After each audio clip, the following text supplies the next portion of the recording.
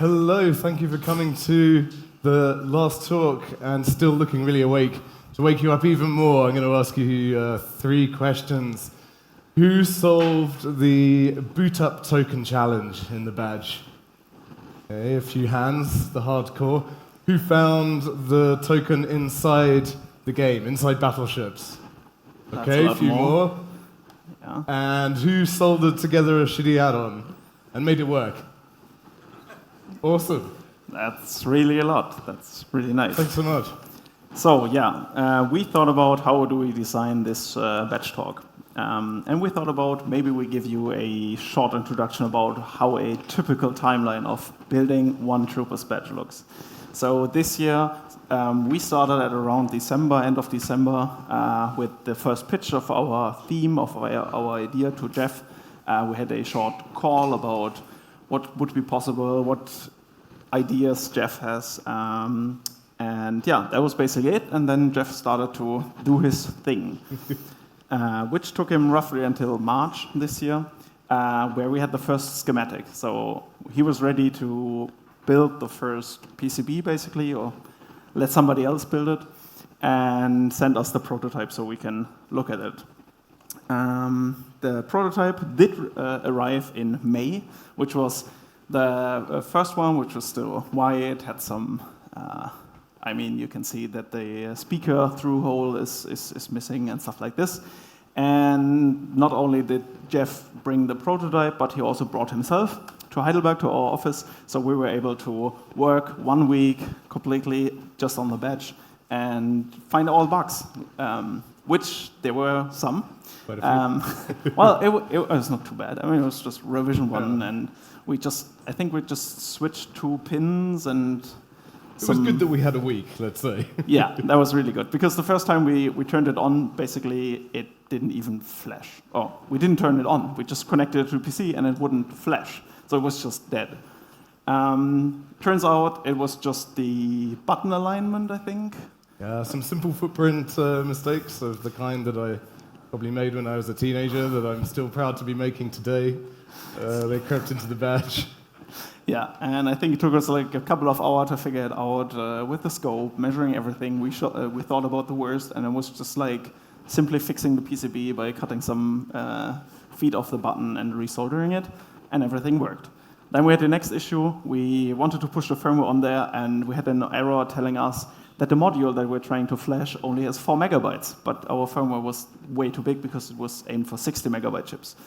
So we had the fun, I'd rather say, of taking last year's badge, desoldering the ESP32 chips, desoldering it on the prototype, and reapplying the correct chip, or at least the correctly sized chip, because it was still basically the wrong hardware revision of the ESP. But yeah, so and then we made it work and had like 3-4 days left of getting everything to test, so we know that we didn't miss any hardware flaws on this revision. And yeah, then 2 weeks before Troopers, I still had only the prototype revision 1. Revision 2, the final one, was in production, being produced, waiting for all the components to arrive at the factory and being assembled. Yeah, so maybe 2.5 weeks clear ahead of the beginning of Troopers, the badge was finished. It was in China, ready to go, fully tested, all of them tested. Yeah, and through this time I was basically just developing the firmware for like a week or maybe 1.5 weeks. And getting everything to a point that hopefully when the final version shows up, we just flash it and everything works. Yeah, and as Jeff said, everything was done. So the factory shipped the badges. 3 days later, we saw this. So the badges should have taken 2 days to arrive, and they took about 12 days to arrive. So then really the pressure was on. So actually, I think the FedEx prediction when they will arrive was Monday or Tuesday this week.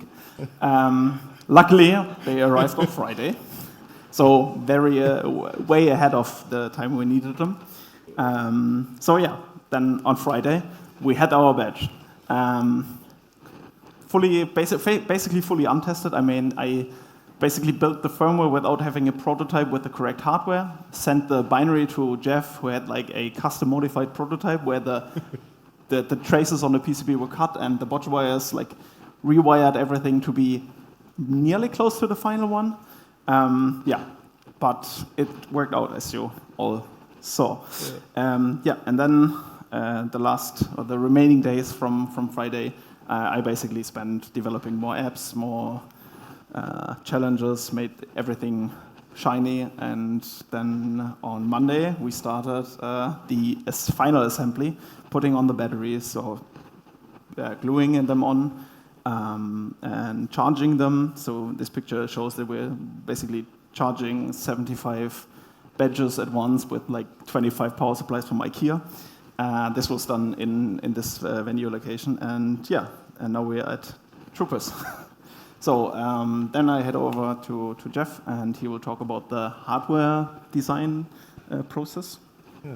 So just to rewind a little back to the beginning, just wanted to introduce where the sort of concept came from. So there was this amazing theme that came from ERNV, retro. Everyone can relate to retro. We had so many ideas. And the first thing that came to me was that the badge was like an artifact that you found in a retro adventure game, maybe like a text adventure game. And then I thought of the shield from Zelda.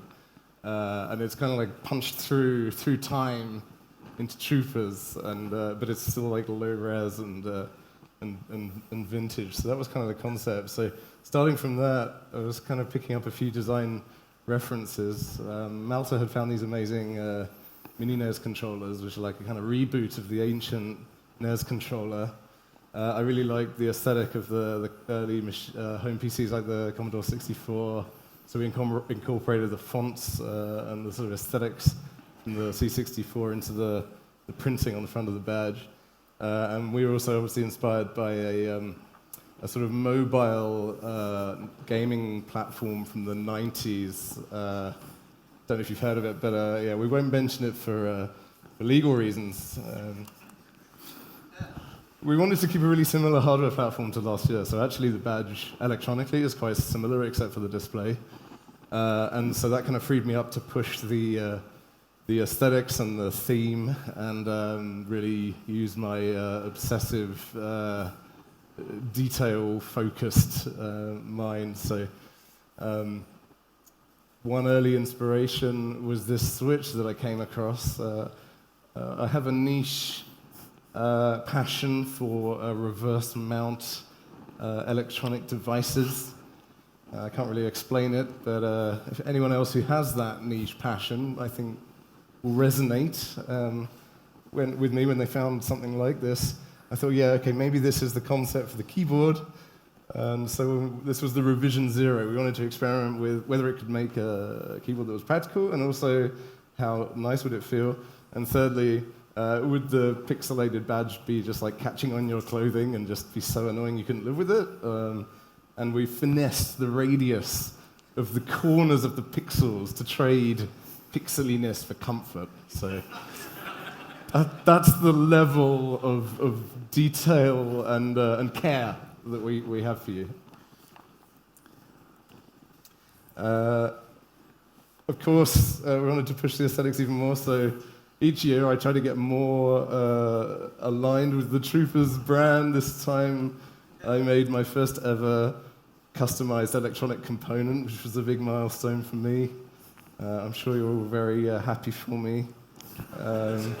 Managed to get a factory to customize one of their switches, and I only had to buy 5,000 of them, so that was really good. They were really good to me. Also, a different factory, I really annoyed to their absolute limit to customize the shade of orange of the printing, because of course you can't have a perfectly customized orange switch without the printing at least being somewhat concomitant with that. So so that was kind of the early phases, and then Mouse has already explained the rest. Yeah. Then we go back to our favorite topic, shipping and customs, especially now after Brexit. Jeff working from the UK, shipping the British Empire, sorry. The British Empire, the independent I've British sacrificed a lot to at least have that status. Yeah, so he sent the shitty add-on connectors and a shitty add-on prototype, I think on, was it Monday? Yeah, No, Tuesday. yeah, Monday of, I don't even know which week, yeah. And everything was fine. As you can see, it was like the 6th step of the shipping process was they are leaving the UK, Last package. coming to Heidelberg. And it was actually the only thing missing, containing basically the housing for the controllers or the connectors. But then there is customs. And as Michaela already mentioned in the opening, we quite had some fights with the German customs. This time was not like for copyright infringement, but just they wanted basically a description of what the package contains. And Jeff filled out everything beforehand, but it wasn't enough. And they also wanted, because he included the roll of tape which glued the batteries to the badge, because it's a very specific 3M product that's really strong. So the battery, due to this low surface area where it's mounted on the back of the switches, it will still stick. And they even wanted a description what we do with tape. Well, so try explaining to a German custom officer what a shitty add-on is. It's a pretty tough job. Turned out it takes a full week on the phone and email. Yeah, and so then you can see at the 7th location, it arrived in Leipzig in Germany. And then for the next couple of days, we have a lot of clearance events, which basically means it's somewhere stuck between DHL and German customs. And then it was another day of clearance events. More clearance events. And another day of clearance events. It's a lot of events. So basically, at the end, we ended up with a total of 12 clearance events. But the good thing is, they finally cleared, and we were able to, or basically, they were delivered, which is kind of right, kind of wrong, because, well, actually, we drove to Mannheim, told them, keep the package there, we will pick it up ourselves, we don't trust you anymore. So thanks to Daniel, who drove on Tuesday morning to Mannheim, picked up the package first thing in the morning that we have the shitty add-on connectors and the tape. Yeah, because on Monday, we had the badges, they arrived on Friday, we had the batteries, we still had them in stock. We had the PCBs for the shitty add-on, because they arrived with the badges, and we had most of the shitty add-on components because they arrived from Mauser. But the things that were still missing for the assembly process was the tape for the batteries and the connectors for the controller, because otherwise it's pretty useless having a NAS controller without being able to put it somewhere. But we wanted to start charging, because as I told, we were only able to charge 75 badges at once. It's 350 badges, so 5 badges of badges. And every badge took like 2.5 hours. So we wanted to start this on Monday. So we took some alternative tape. I think it was carpet tape. So we thought, if it's good to stick carpet on the floor, it should be good to stick a non-heavy battery on the badge. We tested it as well, I should stress. We stuck a battery on and then tried to pull it off and mess around, and everything was pretty firm. So we thought, okay, let's approve it. Let's cut 350 pieces and stick them in place. Yeah, and we had a lot of helpers from EMW who sat there. And painstakingly with the gloves, so we don't leave any fingerprints on the matte finish of the badge. Detail. While it's very hot outside, put all the batteries on there, like a very fiddly action. And then on Tuesday we... I didn't. Yeah. Wait. No, yeah, and then we charged everything. And then on Tuesday, we realized that overnight, the tape basically lost all its strength and all the batteries were falling off. But the good thing is, Daniel picked up the package from Jeff with the good tape, which meant another 300 badges of putting on the tape. So thanks again to the gluing team this year. But finally, after finishing all the putting the batteries on, fusing all the IDs, because all your badges have a fused in ID, and all the flashing, we were done on basically Tuesday evening. But how did we get to having a finished firmware that runs Game Boy ROMs and has a full-color display and all this goodness. Basically, it's, again, like last year, based on the batch.team firmware. For the MCH, the May Contain Hackers 2022, they completely overthrown their old firmware approach and built a completely new, which allows you to boot any ESP32 compatible binary from a separate partition. So the firmware, when I talk firmware, I basically just mean the launcher, which is basically the main menu where you can then go to apps, and every app in apps is a own ESP32 binary. And yeah, that's why I want to shout out to the batch.team firmware team who made basically this batch possible as well, and especially Renz, who did help me like through the last 1.5, 2 weeks. Like every time I had an issue with understanding what they built over a time span of like 1.5 or 2 years, he was just very quick to answer me and help me out. And yeah, so that's why also the Python app is not really working. He tried to fix it with the prototype, but it was like very last minute to put the Python app on there. So I heard a lot of people thinking that it crashed. It actually does not crash, but it's not fully working. So if you connect the batch to your PC, you will see a Python shell, but I think the display is not fully working. But the I2C should be fine, so if you put your own shitty add-on on your badge, you can write to the I2C bus and just use the MicroPython. Yeah, and the only thing... the SD works as well, storage. Ah, okay, you tested it? And okay. I believe also MP3 playback works as well. So yeah, a few things you can do. Yeah, this was very last minute, so that's the best working part of the badge. Yeah, and what I did is I used some of the drivers written in C from last year and developed new drivers for all the new hardware that we didn't use prior, or nobody else in the batch.team cosmos used. And yeah, then we open sourced everything. It's already up there. We have over-the-air updates working. The version that's on your badge is fully on GitHub released. So as I mentioned earlier, I was basically building the firmware and with the prototype with some wrong pins, and we never fully tested because I assumed, yeah, the badges will arrive soon, I will flash them and test everything. And I think on Sunday, I think it was. Late on Sunday, yeah. Pretty late.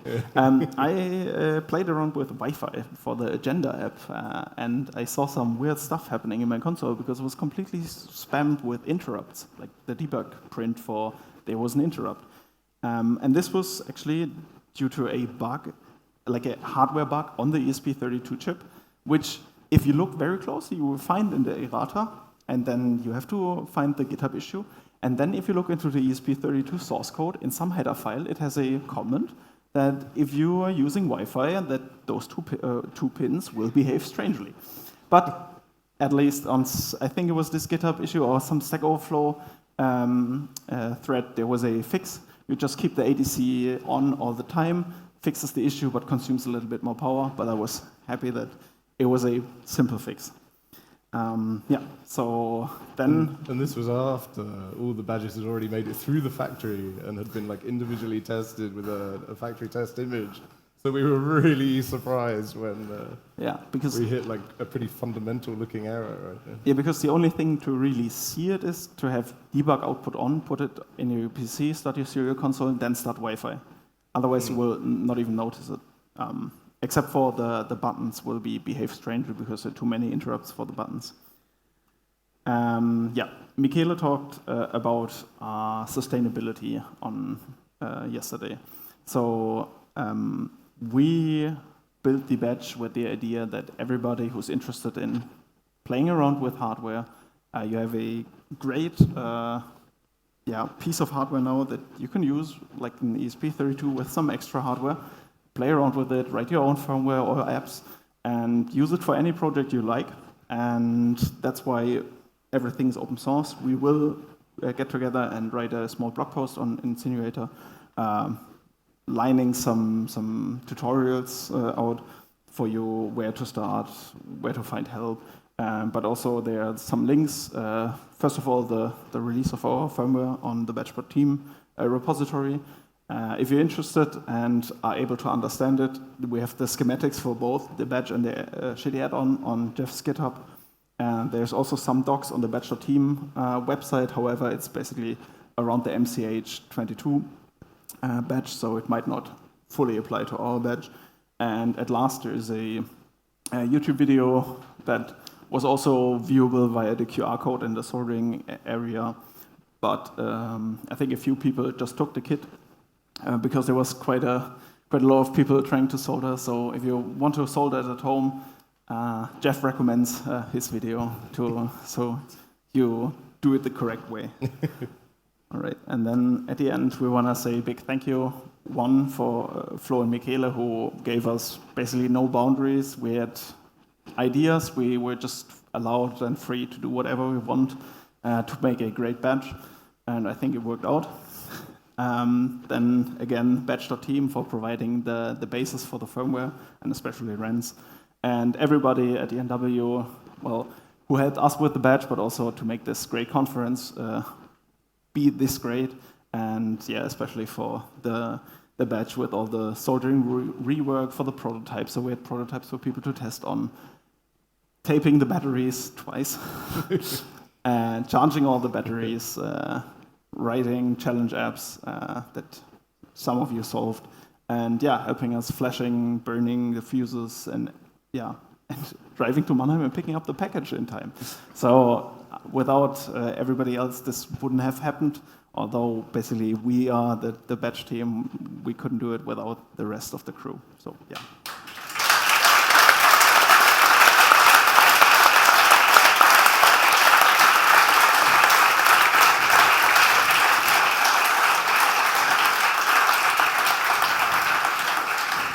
Yeah, as René is already coming up to the stage, we basically at 5 p.m. and the closing starts basically now. So we will move the questions maybe after the closing. We will be around until tomorrow. If you see us or write us on Twitter. After the closing? Yeah, I guess somewhere outside is better for temperature. Yeah, but you will find us around. If not, write us a message on Twitter or some other way of communicating with us. And yeah. Let's say we'll be outside the front door in the fresh air near the bar. Yeah, or just ask anybody of the ENW crew for us and they will find us. Thanks.